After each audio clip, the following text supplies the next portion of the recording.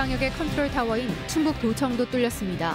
확진 환자가 나와 사무실 폐쇄해 200명 넘게 진단검사를 받으면서 업무가 마비됐습니다. 증평 목욕탕발 확산세가 가파릅니다. 제천에서는 초등학생 남매와 중학교 교사도 확진 판정을 받았습니다. 지방자치법 개정으로 지방의회 위상도 달라지게 됐습니다. 전문성, 독립성이 보장된 만큼 제 역할을 할 수 있을지 주목됩니다. 여러분 안녕하십니까? 계속해서 충북 소식입니다. 충북방역의 컨트롤타워인 충북도청이 어제 발칵 뒤집혔습니다. 20대 직원이 확진 판정을 받으면서 본관 한 계층이 모두 폐쇄됐고 200명 넘게 긴급 진단검사가 실시됐습니다. 산림환경연구소 직원도 3명 확진되는 등 일시에 행정 업무도 마비됐습니다. 조미애 기자입니다. 충청북도 본관 3층 사무실에 근무하는 20대 공무원이 확진 판정을 받았습니다. 충청북도는 3층에 있는 교통정책과 자치행정과, 감사관실, 민간협력 공동책과 등 4개과를 즉각 폐쇄했습니다. 100여 명 직원을 바로 귀가 조치했고 진단검사를 받고 결과가 나올 때까지 집에서 대기하도록 했습니다. 구내식당도 점심시간이 되기 전에 부랴부랴 문을 닫았습니다. 2차례에 걸쳐 도청 전체 긴급방역이 진행되는 사이 갈 곳 없는 직원들이 사무실 밖으로 나와 대기하기도 했습니다. 아직 이제 역학조사가 나오질 않았기 때문에 저희가 이분이 어디를 이제 돌아다니셨는지 경로가 지금 나오질 않아서 청내는 전체 방역하는 것으로. 충북 593번 환자인 해당 공무원은 증평 목욕탕에서 확진 환자와 접촉했다 감염된 50대의 가족인 충북 산림환경연구소 직원과 접촉한 것으로 분류됐습니다. 충청북도는 내부 연락망을 통해 확진 환자와 같은 사무실 직원, 사무실 방문자, 해당 공무원이 다녀간 다른 사무실 직원, 지난 10일과 11일 구내식당 이용자 등 검사 대상자를 수소문했습니다. 현재까지 대상자만 200여 명. 사무실 폐쇄에 줄줄이 검사 대상에 행정 업무 마비가 불가피해졌습니다. 방역의 중추 역할을 하는 도청인 만큼 확산 위험 차단을 위해 밀접 접촉자의 접촉자까지 검사 대상을 대폭 확대한다는 방침이라 검사자는 더 늘어날 것으로 보입니다. 앞서 모두 직원 3명이 확진된 산림환경연구소와 미동산 수목원도 임시휴관에 들어갔습니다. 충청북도는 당장 한층 강화된 업무 지침을 만들었습니다. 대면 결제 방식을 전면적으로 다 서면으로 결제를 하도록 하고요. 과를 이동하는 일이 없도록 하고 메신저나 전화 유선을 통해서 업무 협조를 하도록 하고 또 민원 업무 등 3분의 1 재택근무가 힘든 부서도 20% 수준이라도 재택근무가 가능하도록 하고 건강에 이상 있는 직원은 먼저 휴식을 취한 다음 추이를 보고 출근하도록 할 방침입니다. MBC 뉴스 조미입니다. 충북 코로나19 누적 확진 환자 수가 밤사이 600명을 넘었습니다. 새로 등장한 감염고리를 발판 삼아 어제부터 오늘 아침까지 20명이 넘는 신규 환자가 나왔습니다. 이달 초까지만 해도 잠잠했던 증평에서 목욕탕발 연쇄 감염이, 제천에서도 중학교 교사와 그 가족 등이 확진됐습니다. 계속해서 정재영 기자입니다. 증평군의 확산세가 가파릅니다. 지난 9일까지 단 3명에 불과했던 확진 환자 수가 일주일도 안 돼 6배 이상 늘었습니다. 중심에 증평의 한 목욕탕이 있는데 지난 13일 50대 이용객이 첫 확진된 이후 가족을 넘어 목욕탕 종사자, 사장 등 불과 이틀 새 10명 넘게 감염됐습니다. 최초 전파자인 50대 이용객이 어디서 감염됐는지는 여전히 오리무중입니다. 앞으로 확진자가 더 나올 가능성이 많이 있다고 이렇게 판단이 됩니다. 국민 여러분, 이제 안전지대가 없습니다. 모임이나 행사, 만남 이런 것들을 자제해 주시고. 제천에서도 새로운 집단 감염을 일으키고 있는 대학생 소모임발, 교회 관련 확진 환자가 계속 나오고 있습니다. 앞서 확진된 교회 신자 가족과 접촉한 초등학생 남매와 그 부모 등 일가족 3명이 양성 판정을 받았습니다. 이 남매가 다니는 초등학교 확진 환자는 3명으로 늘면서 오는 금요일까지 수업이 원격으로 전환됐습니다. 또 다른 신규 확진 환자 가운데 50대는 충주로 출퇴근하는 중학교 교사. 이 교사가 마지막으로 출근한 지난주에는 학교에 1, 3학년을 제외한 2학년 학생 167명과 교직원들만 있었습니다. 11일까지 출근할 때 수업을 받은 학생 전체와 교직원을 비롯해서 검사를 채취를 했고요. 11일 날 접촉이 이루어진 분들은 자가격리자를 선별을 해서 청주에서는 기존 감염고리에서 추가 확진 환자가 나오지 않은 대신 증평 확진 환자의 자녀와 접촉한 충북도청 공무원과 수원 확진 환자와 접촉한 30대가 양성 판정을 받았습니다. 해외 입국자들까지 또 충북에서만 2자릿수 확진입니다. 계속된 확산과 거리두기 여파로 소상공인 등의 타격이 눈덩이처럼 불면서 이들을 돕기 위한 지자체 차원의 모금도 등장했습니다. 제천시는 성금 10억 원을 모아 재난지원금으로 쓸 계획입니다. 저부터 제 2달치 월급 1,216만 원을 기부토록 하겠습니다. 고정적 수입이 있는 급여 생활자 여러분들께서 이 고통 분당 성금 모금 운동에 능동적으로 동참해 주시길. 코호트 격리 중인 병원과 요양원, 목욕탕에 이은 공공기관 폐쇄까지 잡힐 줄 모르는 코로나19의 기세에 종식을 바라는 인내심도 힘겨운 고비를 맞고 있습니다. MBC 뉴스 정기영입니다.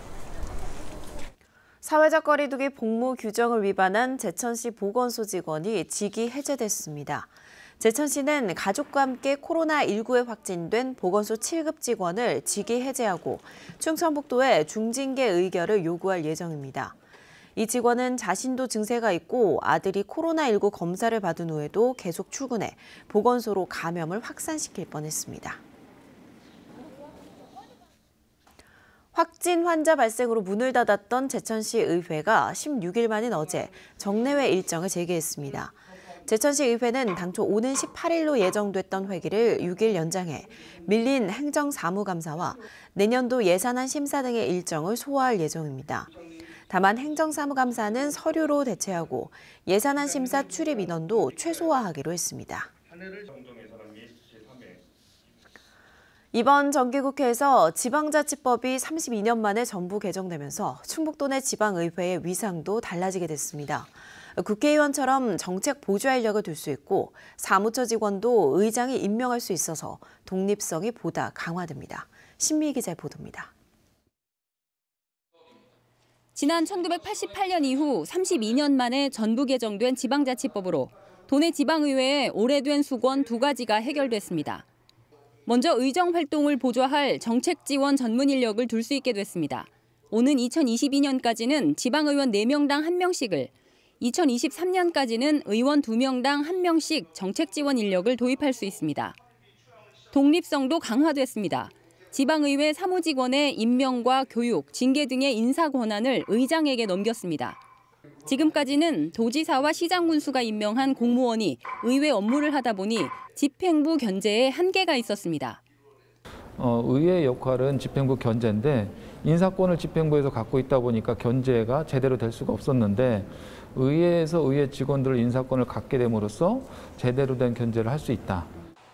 시민사회단체도 지방의회 전문성과 독립성 근거를 마련했다는 점에서는 일단 긍정적입니다. 오랜 수건이었던 지방의 정책 전문 인력이나 인사권 독립 등의 과제들이 이번 법 개정을 통해서 해소된 만큼 주민들이 지방의회에 대해서 가지는 기대들, 전문성이나 청렴성 같은 매우 기본적인 주민의 대표로서 가져야 할 역할들을 사실은 제대로 해내야. 의회 사무직원과 정책지원 전문 인력의 신분, 직무, 임용 절차 등을 정하는 논의가 지방의회 안팎에서 곧 시작될 전망입니다. 지방의회에 거는 기대가 반영된 새 법에 걸맞게 진정한 주민 대의기구로 탈바꿈할 수 있을지 지켜보는 눈이 많습니다.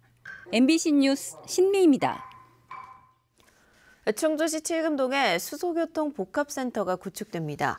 충주시는 국토교통부 공모사업인 수소교통 복합기지 교축사업 대상지로 선정돼 국도비 136억 원을 지원받게 됐다고 밝혔습니다.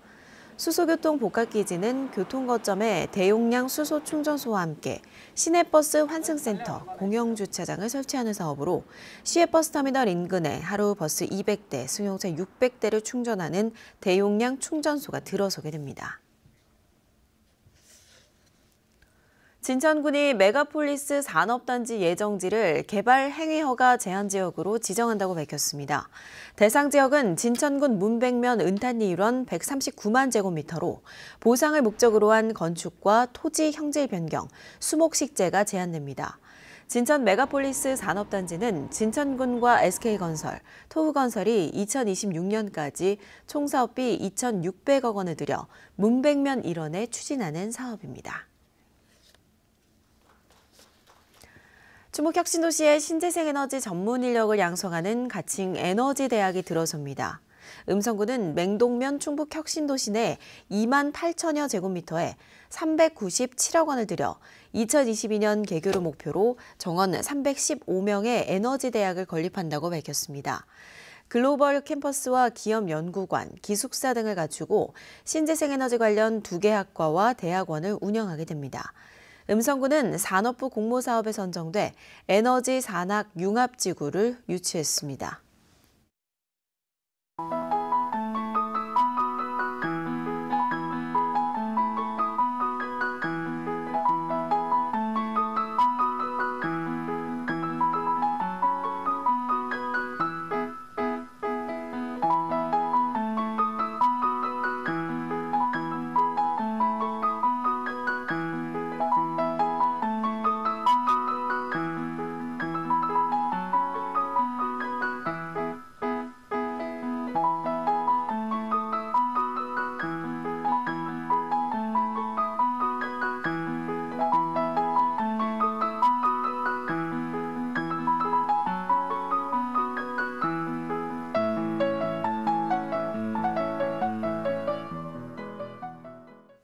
지적장애가 있는 고교 동창과 함께 살면서 청소, 빨래 등 집안일을 시키고 상습 폭행한 20대에게 징역형이 선고됐습니다. 청주지법 형사 2단독 이동우 부장판사는 2010년부터 지난해 2월까지 지적장애가 있는 고교 동창생을 상습 폭행해 특수상해 등의 혐의로 기소된 20대에게 징역 2년 6개월에 집행유예 4년을 선고했습니다. 이 부장판사는 판결문에서 죄질이 매우 불량하고 뉘우침 없는 태도를 고려할 때 엄한 처벌이 마땅하다고 밝혔습니다. 충북 스쿨 미투 지지 모임이 충북교육청에 피해 학생들을 적극 보호하고 지원하라고 촉구했습니다. 이 단체는 재발 방지를 위해 노력하고 성폭력 관련 매뉴얼을 지키지 않는 교사들은 엄중히 문책하겠다는 김병우 교육감의 약속이 지켜지지 않았다고 지적했습니다. 또 도교육청이 피해자 보호를 위해 연락을 취한 적이 없다며 독립적 기구와 절차 마련 등 재발 방지책을 요구했습니다. MBC 충북의 공권력의 배신, 나는 죄가 없습니다 연속 보도가 2020년 충북 언론상을 받았습니다. 충북 언론인 클럽은 퇴직경찰관에게 누명을 씌운 사건을 집중 취재해 억울한 공무집행 방해죄 사건 실태와 제도적 허점을 공론화하는 데 기여한 정재영 천교화 기자에게 방송부문 상패를 전달했습니다. 신문통신부문에선 충청타임스 엄경철, 연지민 기자의 청주 가경천 살구나무 대량 벌목 연속 보도가 선정됐습니다.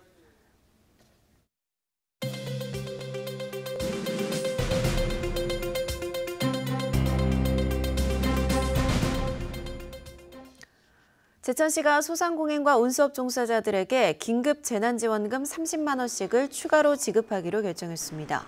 대상은 건물을 임차해 사용하고 있는 소상공인과 택시, 화물, 전세버스 등 운수업 종사자를 포함해 약 10,000명입니다.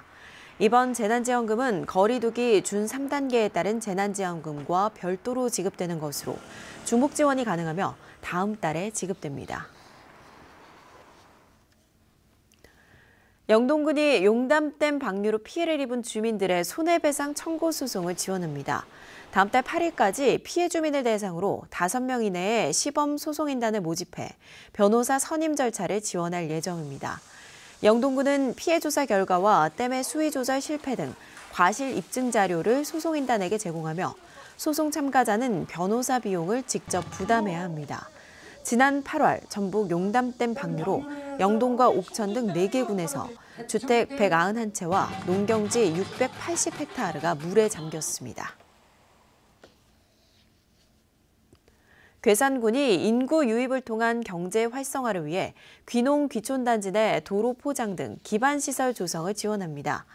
괴산군은 5가구 이상 30가구 미만의 귀농 귀촌단지가 들어서면 도로 포장과 상하수도 설치 등 공공기반 조성비로 가구당 2천만 원까지 지원합니다. 우선 소수면 고마리에 조성 중인 귀농 귀촌단지 들꽃마을에 도로 포장 예산 1억 원을 지원할 예정입니다. 보훈군이 우범 지역에 반범용 CCTV를 추가로 설치했습니다. 보훈군은 4억 7천만 원을 들여 경찰이 설치 요구한 우범 지역을 포함해 국도와 지방도 등 23곳에 모두 66대의 반범용 CCTV를 구축했습니다. 보훈군 CCTV 통합관제센터는 666대 CCTV를 24시간 운영 중이며 올해 217건의 사건 사고를 실시간 파악해 73건을 경찰과 소방에 신고했습니다.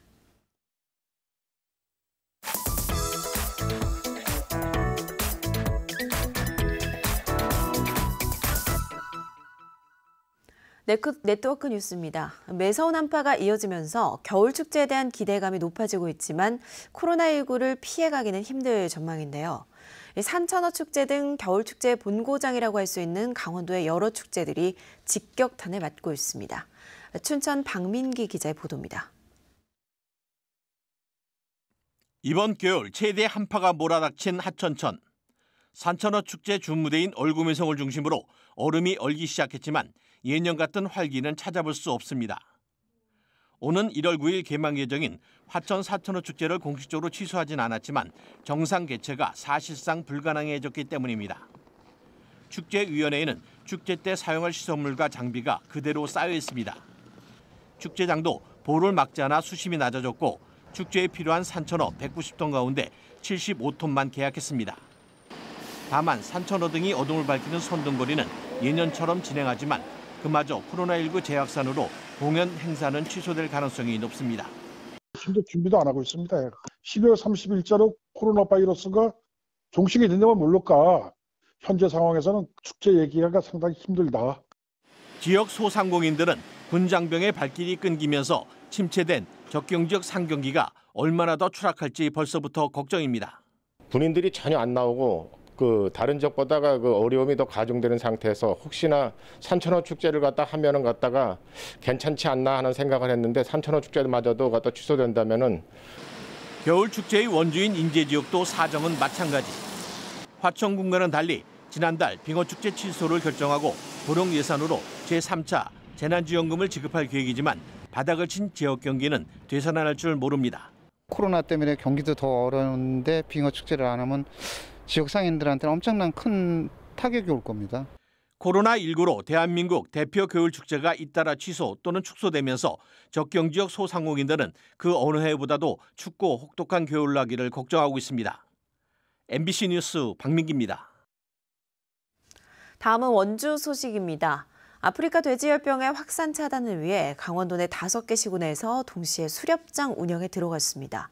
수렵장을 운영하면 총기 사고가 끊이질 않는 만큼 각별한 주의도 필요하겠죠. 김진아 기자입니다. 눈 덮인 산속에 멧돼지 발자국이 선명합니다. 먹이를 찾기 위해 땅을 파헤친 흔적도 곳곳에 눈에 띕니다. 개구리나 가재를 잡아먹고 다시 이 산으로 올라갔어요. 저에 가서 사냥개를 풀어서 그걸 추적할 겁니다. 사냥개 4마리가 앞장서 산을 오른 지 1시간 반 만에 멧돼지 2마리가 포획됐습니다. 횡성과 평창, 홍천, 강릉, 양양 등 5개 시군 약 6,000제곱킬로미터에서 강원도 광역수렵장의 운영이 시작됐습니다. 올해는 아프리카 돼지열병 확산 차단을 위해 지자체별로 운영하지 않고 강원도가 광역으로 운영하며 발병 지역은 제외됐습니다. 강원도는 야생 멧돼지에 포획 포상금 50만 원을 내걸었고 가장 많은 농작물 피해를 주는 고라니에도 10만 원의 포상금을 책정했습니다. 수렵인으로서 일조를 해야 되겠죠.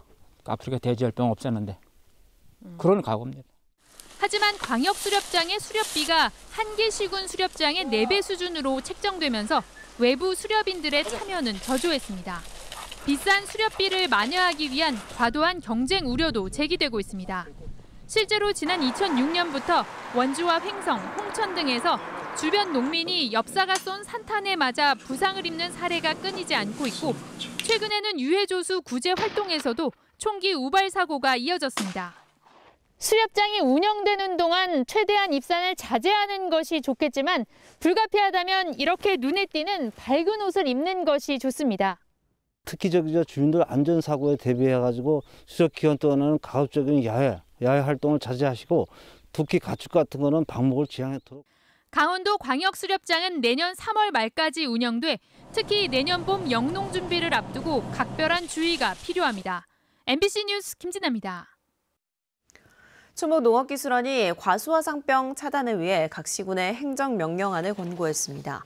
과수재배 농업인들은 매년 1회 이상 교육을 받고 과수원 출입과 작업 내용을 일지로 기록해야 하며 장비 도구를 의무적으로 소독해야 합니다. 또한 과수화상병 발생 지역의 부산물을 다른 곳으로 옮겨 소각하지 말고 과수 묘목 유통 이력도 철저하게 관리해야 합니다. 서원대학교가 농림축산식품부가 주관한 5회 대한민국 농촌재능나눔 대상에서 장관 표창에 선정됐습니다. 서원대 사회봉사단은 매년 농촌지역 주민을 대상으로 교육, 주거환경 개선, 안전, 보건, 문화, 미용 등 다양한 분야에서 봉사활동을 했습니다. 특히 올해는 방역물품 전달, 지역 아동센터 온라인 수업 지원과 함께 노인 가구에는 단독 경보형 감지기와 가정용 소화기를 설치해줬습니다.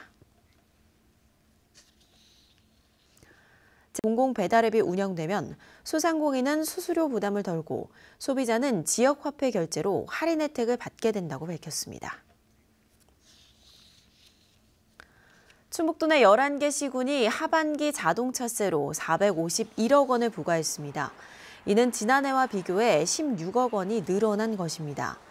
시군별로는 청주가 249억 원으로 가장 많고 충주 62억, 제천 38억, 진천 30억, 음성 29억 원 순입니다. 뉴스를 마칩니다. 고맙습니다.